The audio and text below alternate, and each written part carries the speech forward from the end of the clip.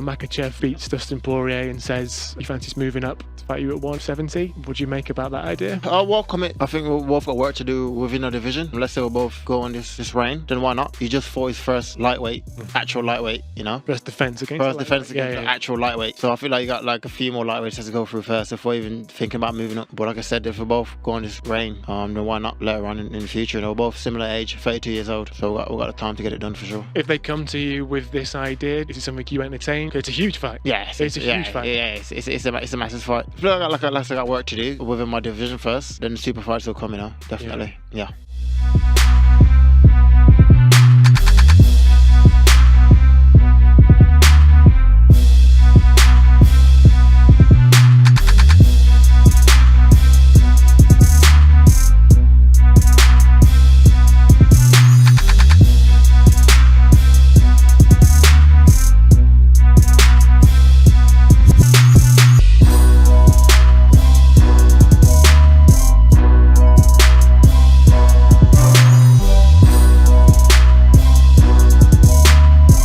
Well, you better not see Conor because he's knuckle you up. Yeah, so. right. We're buddies. Are you guys good now?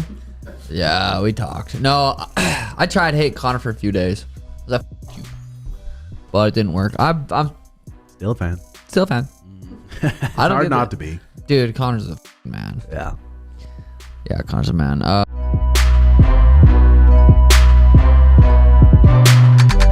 Now, when it comes to pound for pound in your division, I look at strength of schedule.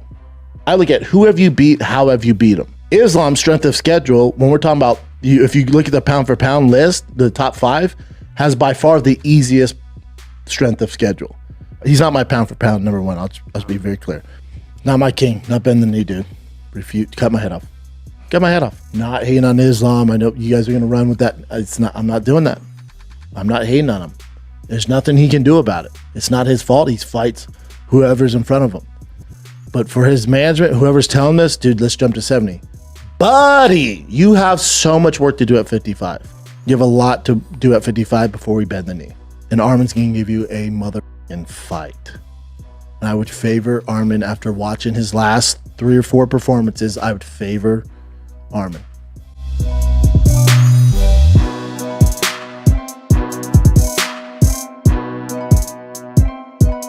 Shannon, I was in Vegas for the Conor McGregor Khabib Nurmagomedov fight.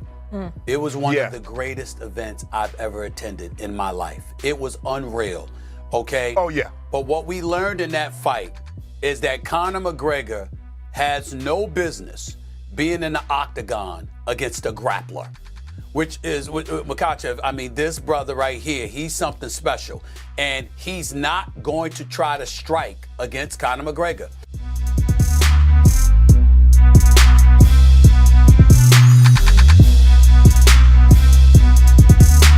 Overall, it just seems like an absolute, just a miserable experience going up against Islam. Just a miserable experience. He is just so relentless. He is so strong. He doesn't stop. And even the final sequence, you see how he transitions into the Darce. He is that guy. That was a big time performance where Islam had to dig deep against a guy who was literally laying it all on the line. This was it. Blown away by what Islam did. And then, you find out that maybe he was dealing with some stuff, and everyone's dealing with some stuff. But like that was a big time performance against a guy who was desperate. Make no mistake about it. Islam deserves a ton of credit. And in my opinion, is the #1 pound for pound fighter in the world. He has come a long way as well. And now he has the 3rd longest winning streak in UFC history. That's 14 in a row in one of the best weight classes in the UFC in its prime right now. And so I was a little bit surprised that, Dana White in the post-fight press conference had the stance of, I think he's incredible. I don't think he's the pound for pound best fighter in the world. For anybody to call Islam the pound for pound best fighter in the world when John Jones is still fighting is nuts. Now, I get what he's doing to a degree. Part of that is promotion, and so it's brilliant. But I really don't know of one person out there who can clearly say, yeah, John Jones is #1 pound for pound. Remember, the pound for pound discussion is not a legacy discussion. We're not talking about greatest of all time. That's a totally different discussion. Pound for pound discussion right now is who's the best right now? Who's the baddest man in the world right now? If everything was equal and everyone was fighting at the same weight. To me, it's Islam or Leon. Really, that's the one I kind of go back and forth. But after Saturday, How is it not Islam?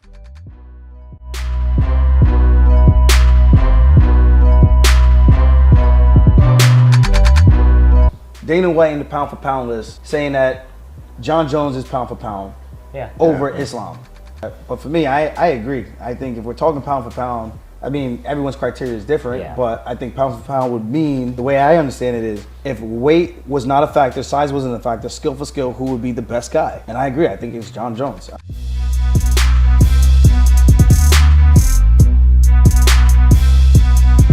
The show must go on, and I just don't believe that a month in advance, whether it's illness or injury or any other excuse, that Conor's gonna be the one to pull. It would change the code that he must, as a human being, fiercely adhere to. But I will tell you this, there will be no postponement of this fight. They either fight on the 29th or we move on. Oh, and by the way, the show is still gonna happen. I believe Conor's gonna be opposite Michael Chandler. I'm very confident in telling you that. However, if he's not, Michael Chandler versus Max Holloway for the BMF is the fight to book.